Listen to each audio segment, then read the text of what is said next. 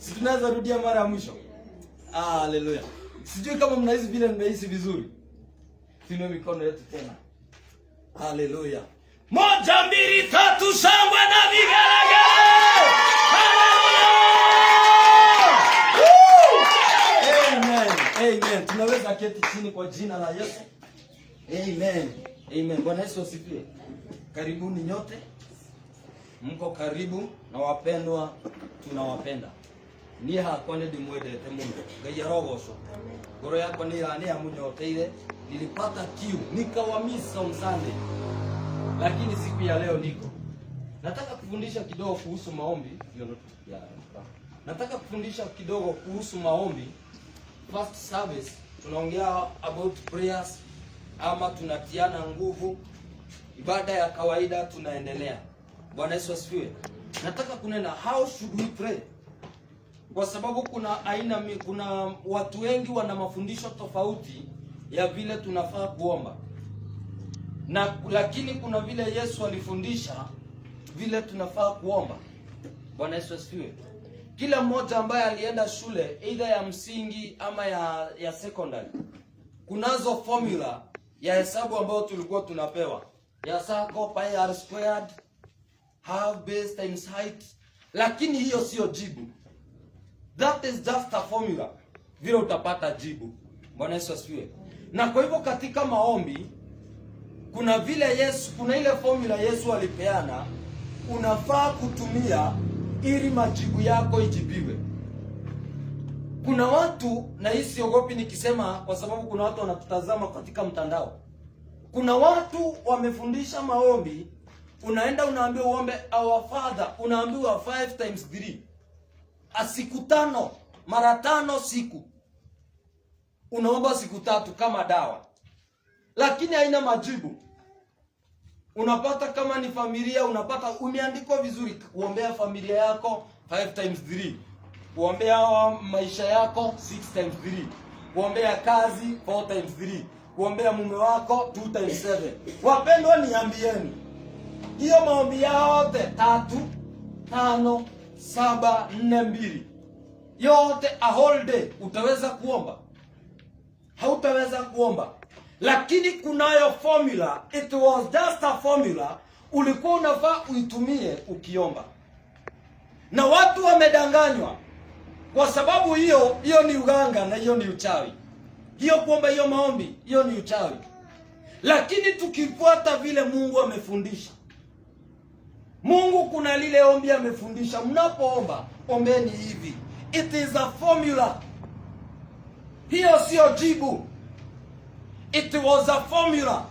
Na ndiposa watu wengine wanauliza, how can I pray a whole night?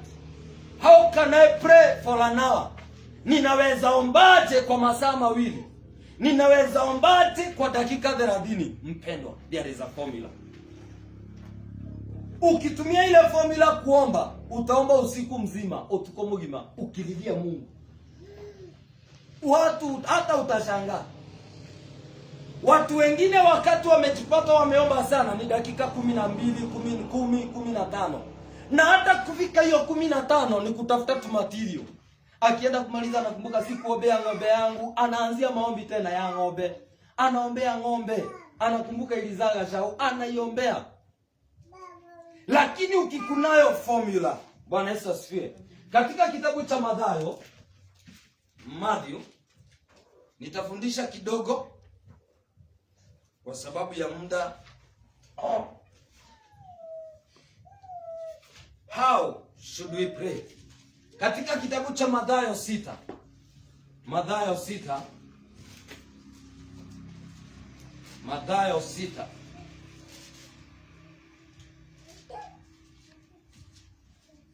Mathayo 6.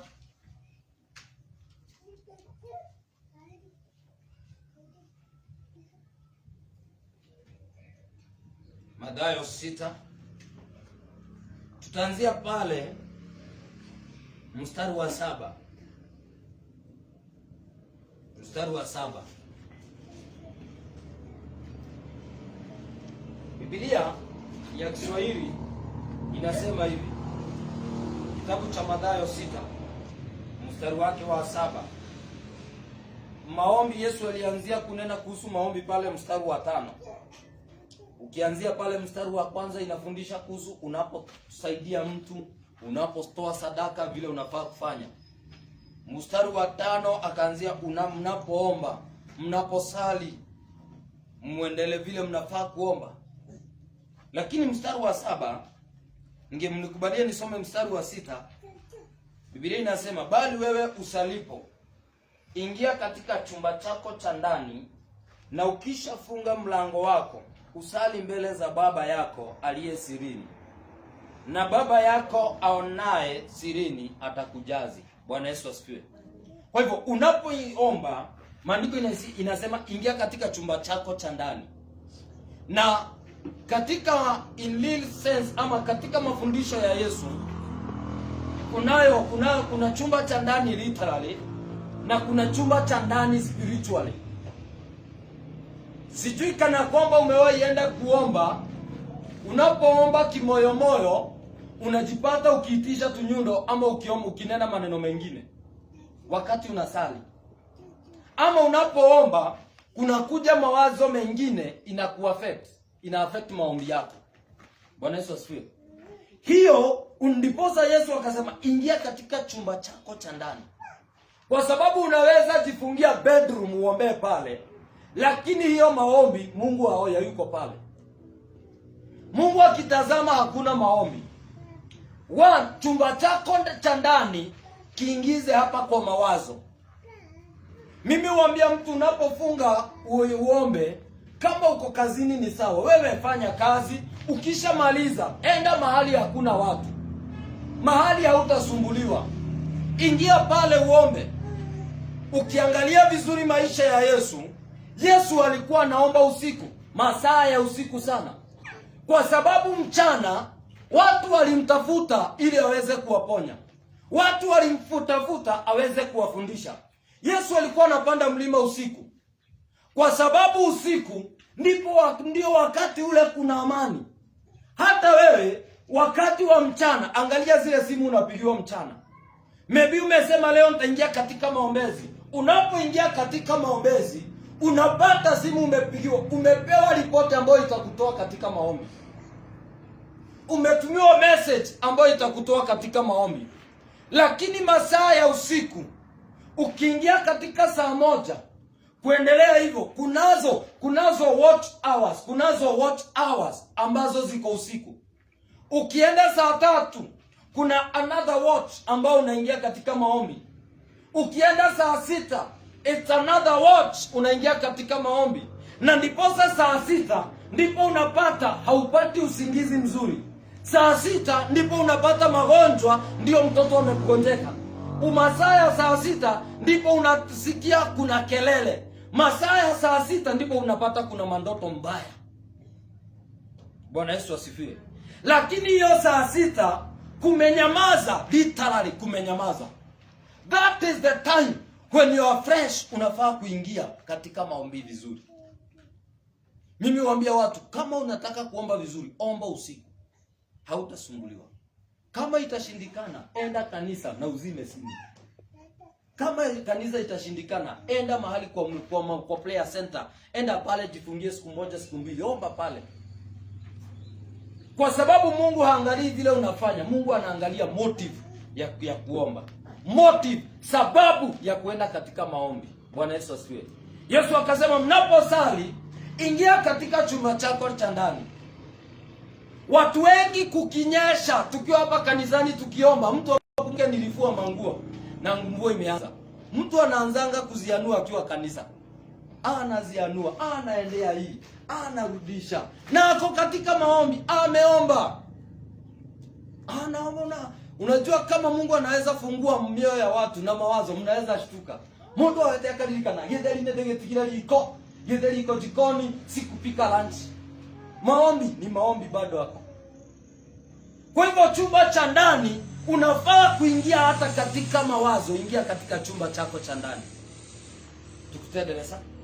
Verse 7 Biblia inasema, nanyi mkiwa katika kusali, msipayuke kama watu wa mataifa, maana wao hudhani ya kuwa watasikiwa kwa sababu ya maneno yao kuwa mengi. Kuna kitu inaitwa self righteousness. Unajifanya wewe mtakatifu sana. Wafarisayo wa nyakati zile walikuwa watu ambao walikuwa watu wabaya. Watu wangelala kwa mke wa yenyewe. Lakini akifika katika maombezi, anataka msikie yeye anajua kuomba. Bwana Yesu asifiwe.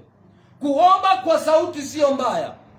Biblia inasema katika Zaburi 100, wacha kiumbe chote kilicho na uhai kipaze sauti. Bwana Yesu asifiwe.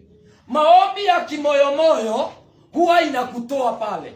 Maombi ya kimoyomoyo, hata ukiwa kwa kitanda ukiomba maombi ya kimoyomoyo, I tell you wapendwa, utapata umekamatwa. 1, utaanza kusinzia. Unaomba tu kimoyomoyo, lakini utapata umelala. Lakini maombi ya sauti, sauti wewe inakusaidia. 1, usilale unless umekuwa katika fasting siku mingi. Tumbo inakusumbua, huwezi lala, njaa inakusumbua. Lakini ile maombi umekula gima, umekunywa uji, hiyo tumbo inatoa moto, joto inapanda, hauwezi omba. Mimi nimeingia katika maombezi.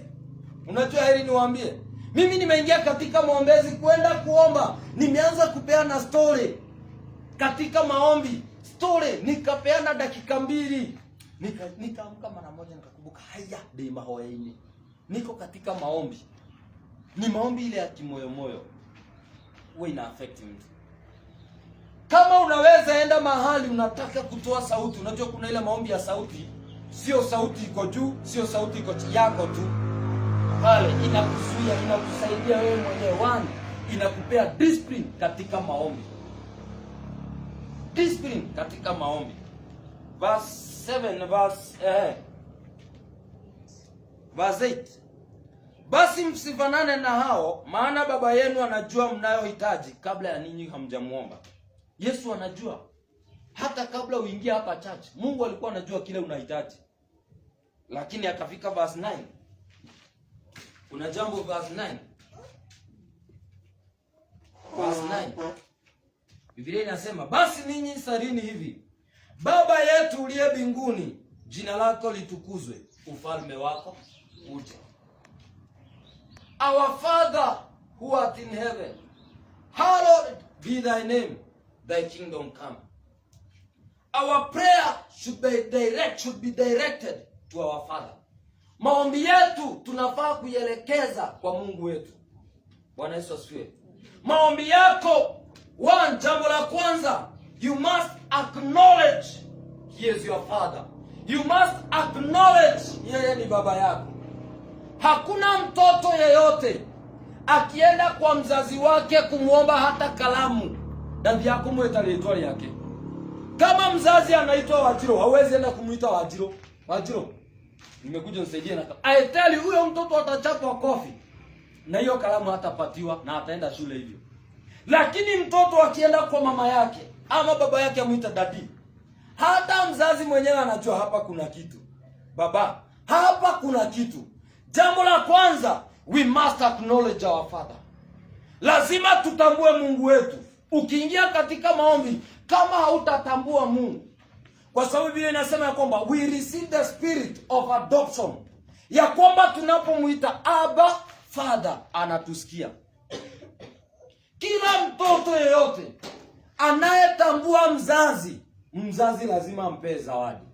Kwa hivyo in our heavenly Father, tukitambua Mungu wetu, tukitambua baba yetu aliye mbinguni, ufalme wake ulio juu kuliko hapa ulimwengu, huyo mtu lazima atatubariki. Huyo Mungu atakuinua. Huyo Mungu atakubariki. Bwana Yesu asifiwe. Katika maombezi yako, have you acknowledged? Umetambua Mungu kama baba yako. Na unajua unapomwambia wewe baba yangu, lazima akuje angalie. Kama mimi ni baba yako, kunazo characteristics za mimi kuwa baba yako. Kunazo characteristics za wewe kuwa mtoto wangu. Kwa sababu kunazo characteristics za mtoto wa Mungu. There is characteristics ya kuwa mwana wa Mungu. Katika ufalme tunaoishi, katika ulimwengu huu, kama mtu hata kutambua, hauwezi mfanyia mambo mazuri. Bwana Yesu asifiwe. Hakuna mtu anaweza kuja akikuita ovyo ovyo alafu akuombe msaada. Lakini our heavenly Father, tunamtambua as our Father who art in heaven. Tutambue utakatifu wake, atatubariki, atakuinua mpendwa, katika maombi yako.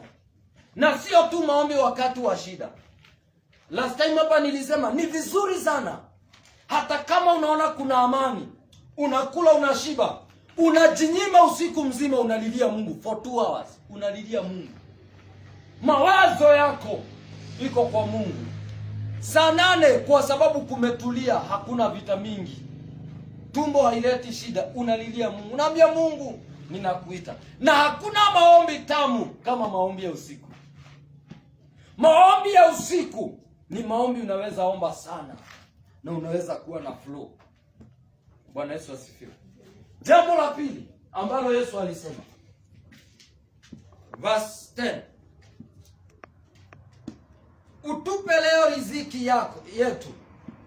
Utupe leo riziki yetu.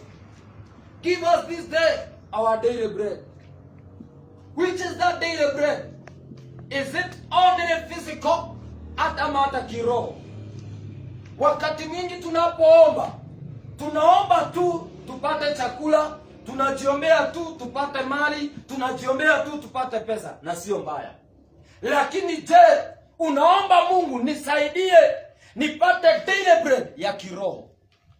Kiroho chako. Ibada hiyo nyingine nitawafunza kuhusu the inner man. Kiroho chako ni cha maana.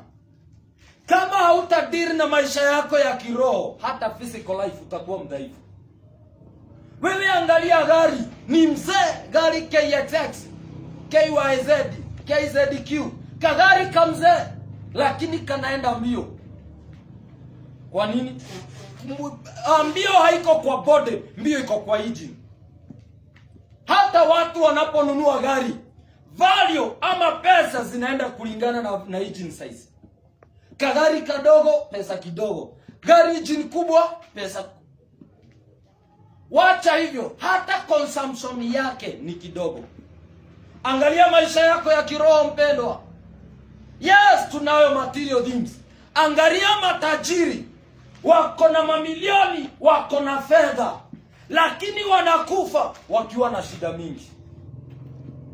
Tajiri hawezi kunywa sukari. Akikunywa sukari anasimamia headquarter heaven. Tajiri hawezi kula chumvi. Akikula chumvi anaenda heaven bio direct. Kwa nini? Kwa sababu yes, Mungu amembariki kifedha, kimaterially, lakini kindani, spiritually, yule mtu ni mdhaifu. Mzee mmoja alilima shamba, akaweka mali, akasema sasa nitajenga ghala. Mwili wangu, ninaambia nafsi yangu, pata amani, tulia, furahi, kwa sababu tunayo mavuno. Nitatengeneza ghala na niweke mali yangu pale. Yesu Mungu akamwambia, wewe mpumbavu. Mungu anamwambia, weke limugeki, mjinga wewe. Leo hii jioni ninakuhitaji hapa. Kwa nini? Yule mtu alizidi sana katika material things, but spiritually alikuwa mdhaifu. Wapendwa, katika maombi yetu, yes, tuambie Mungu tubariki. Bariki kazi ya mikono yangu. What about your spiritual life?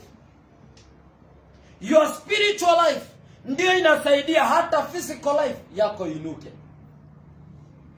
Your spiritual life ndio inakusaidia hata your physical life ibadilike. Bwana Yesu asifiwe. Kila kitu, out of the abundance of the heart, the mouth speaketh. Binadamu yuko anavyofikiri. What does that mean, wapendo wa Mungu? Ni kwa sababu ndani yake kuna uwezo wa kutengeneza maisha yake ya kesho. Ndani yako kuna uwezo wa kutengeneza vile unataka kuishi. Ndani yako katika maisha ya kiroho unaweza control fedha. Kiroho chako. Mtu anapokuwa maskini, hawi maskini tu within one day. Ameanza kuwa maskini kuanzia kitambo. Mtu anaporudi nyuma from salvation, hajarudi hiyo salvation that day. Ameishi sana. Kiroho alianza kubackslide. Ikakuja ikatokea physically. If you want to deal with your blessings katika maombi, kwanza zishughulikie kiroho. Shetani hakuji physically. Shetani anakuja spiritually. Anaingia mtu physically ili wakuje kuharibu. Your spiritual life ni ya maana sana mpendwa. Your spiritual life. Unapoomba, ambia Bwana, nipe riziki. Nipe mkate. Give us this day our daily bread. Not only materially, even spiritually. Bwana nisaidie kiroho changu siku ya leo nikapate kitu kimoja chako Mungu. Siku ya leo nikasikia neno lako Mungu, nikasikia sauti yako katika biashara hii. Nikasikia sauti yako katika hii familia. Bwana Yesu asifiwe. Wachawi wanadeal na watu spiritually, not materially. Akideal na your spirituality, anakuangusha hata physically. Wachawi na waganga. Your spiritual life ni ya maana sana. Unapofanya maombi, tuombe. Mungu nipe pesa. Mungu ninahitaji 100,000. Mungu ninahitaji 50,000. Lakini Bwana, maisha yangu ya kiroho Bwana ninaomba uyabariki.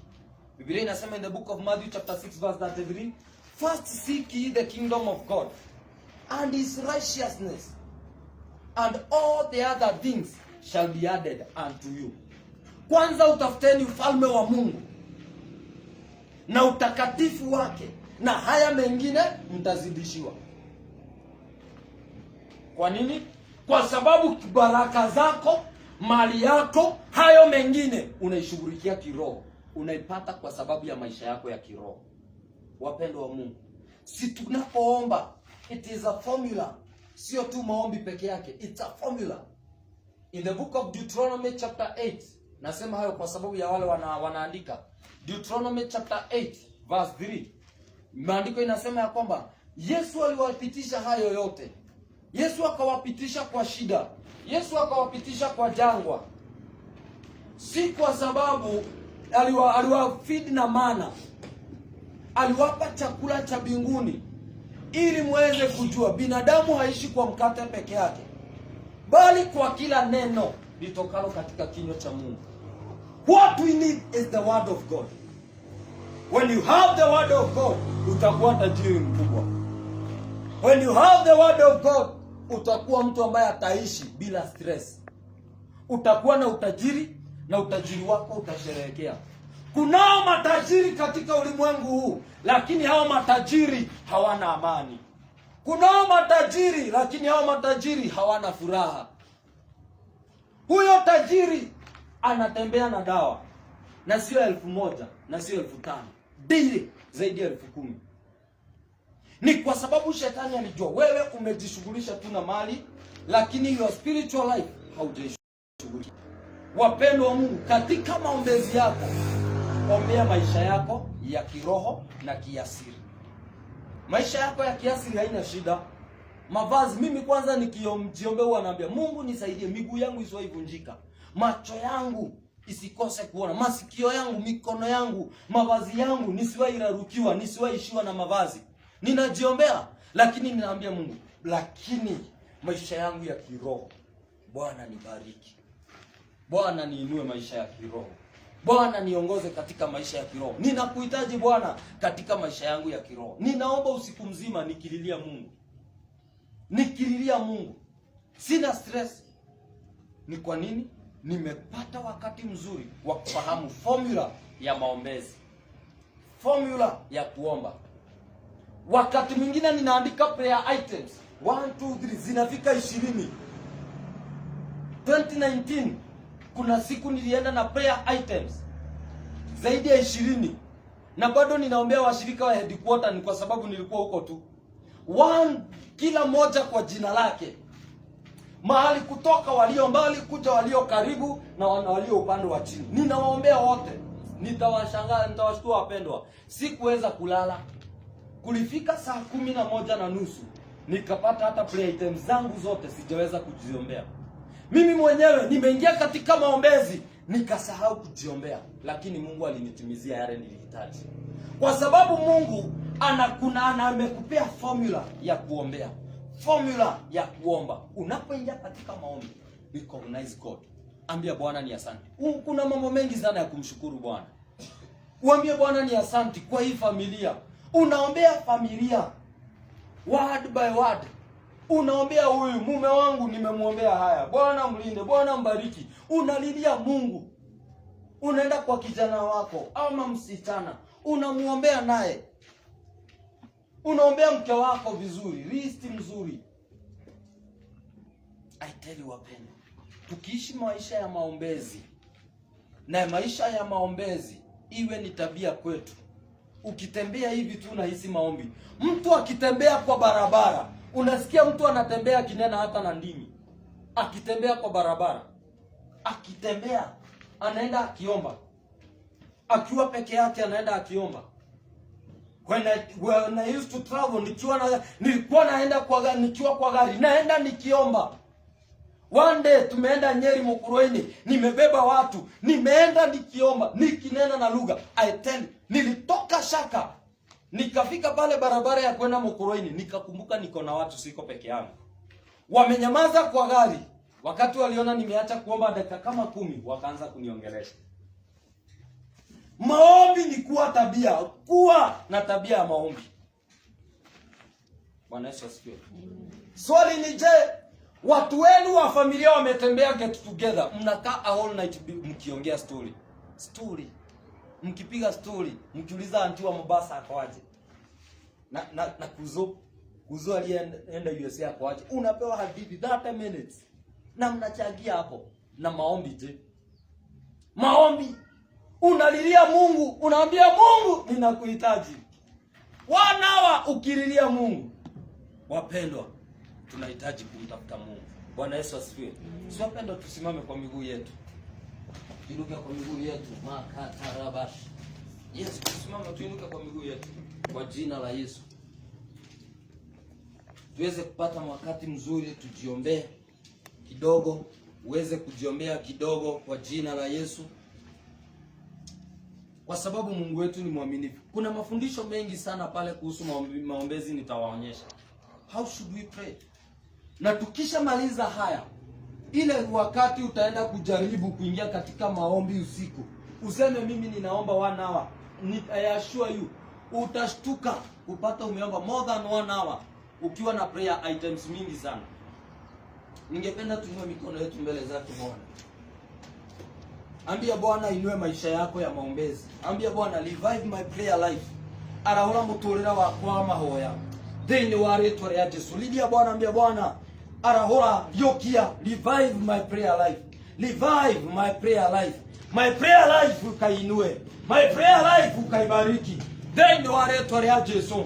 Omba mpendo, ambia Bwana maisha yangu ya maombezi Bwana ukainue. Maisha yangu ya maombezi Bwana ukaibariki. Bwana ukanisaidie kutafuta uso wako. Bwana ukanisaidie kukutafuta vizuri. Bwana nisaidie niinue Bwana maisha ya maombezi, nikaweze kutambua neema ya uwepo wako, nikatambue nguvu zako, nikatambua uweza wako Bwana. Nisaidie kushughulikia mambo spiritually. Nisaidie kushughulikia maisha kiroho katika jina la Yesu. Bwana tusaidie, Bwana tuwezeshe. Tusaidie siku ya leo kushughulikia maisha yetu ya kiroho in the mighty name of Jesus. Bwana tumekutafuta katika maisha ya asili, lakini Bwana tumesahau maisha yetu ya kiroho. Tunaomba siku ya leo Bwana ukatusaidie, Bwana ukatuwezeshe kutafuta uso wako spiritually in the mighty name of Jesus. Bwana tusaidie kutafuta uso wako katika kiroho katika jina la Yesu. Saidia wapendwa hawa maisha yao ya maombezi ukainue. Wasaidie Bwana, inua maisha yao ya maombezi. Yaweza kuwa Bwana wengi wanaumia kwa sababu maisha yao ya maombezi haina nguvu. Bwana wasaidie, Bwana wasaidie katika jina la Yesu. Bwana wasaidie, saidia wapendwa hao katika jina la Yesu. Mwenyezi Mungu, tunasema ni asanti kwa sababu ya uaminifu wako. Ni asanti Bwana kwa kuwa umetunenea kuhusu maombi.